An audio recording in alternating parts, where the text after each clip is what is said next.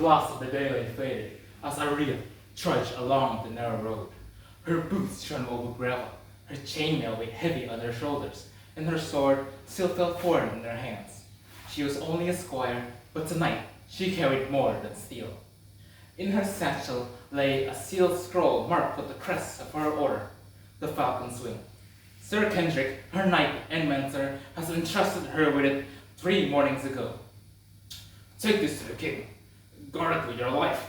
And remember, a squire proves himself not with strength alone, but with judgment. But the road had not been easy for her. She had walked since sunrise to the fields that gave way to thick woods. Her legs ached, but she pressed on. Now, at the edge of the valley, Aria found her path blocked. The bridge stretched before her. The river below rushed fast and deep, its cliffs too steep to climb. There was no way around. If she wanted to reach the king, she had to cross the bridge. And standing in the middle of that bridge was a troll. He was massive, his skin gray as granite, and in his hand a club rested heavy and scarred. Stop! No one crosses this bridge without paying 10 gold coins. Aria froze. She touched her sword hilt though she knew it was holy. She was trained in drills, yes, but not yet in battle. One swing of that club and she would be swept away into the river below. She couldn't fight, couldn't flee, couldn't pay. Only a loaf of bread lay in her satchel. So, with no other choice, she reached into her bag and pulled out the loaf of bread.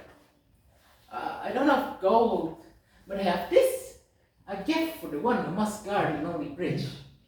Then he snatched the bread, devouring it in 2 bites. Better than nothing. But not enough. Aria observed carefully. She noticed that his voice had grown louder when he said it, puffing up his chest, as if the words themselves were worth more than the food. The gleam in his eyes when he imagined her fear. He didn't just crave gold, no. He craved recognition. Then her master's lesson came back to her like a spark. Every opponent leaves an opening. Watch closely. When a man lifts his shield too high, strike low. A weakness isn't always where it seems. It's where he doesn't guard. The troll's shield was not iron, it was his pride, and Aria understood that. I heard tales about this bridge, Aria said, letting her voice tremble just slightly. And the one who guards it. They say you're not only strong, but clever. Clever enough to solve riddles that no mortal could. Yes, the troll said, saving the word.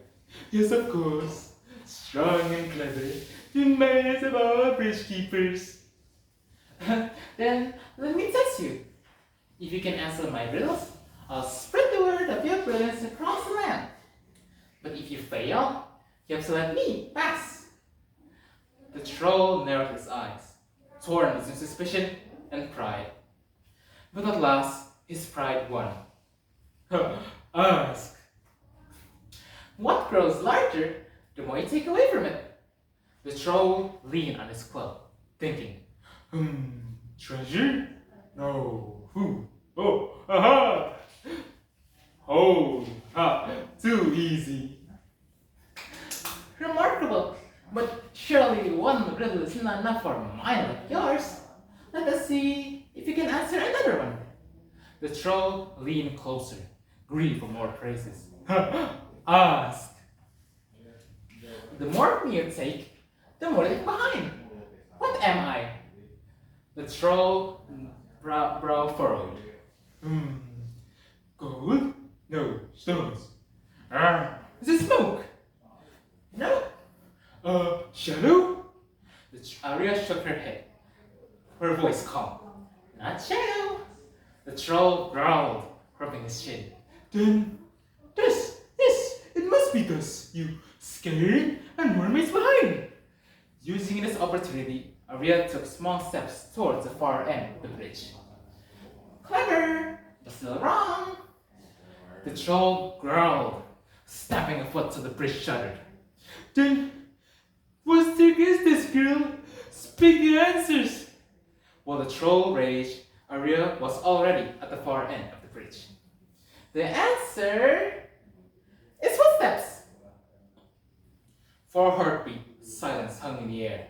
Then the troll roared, slamming his club into the ground so hard that the bridge shook beneath him.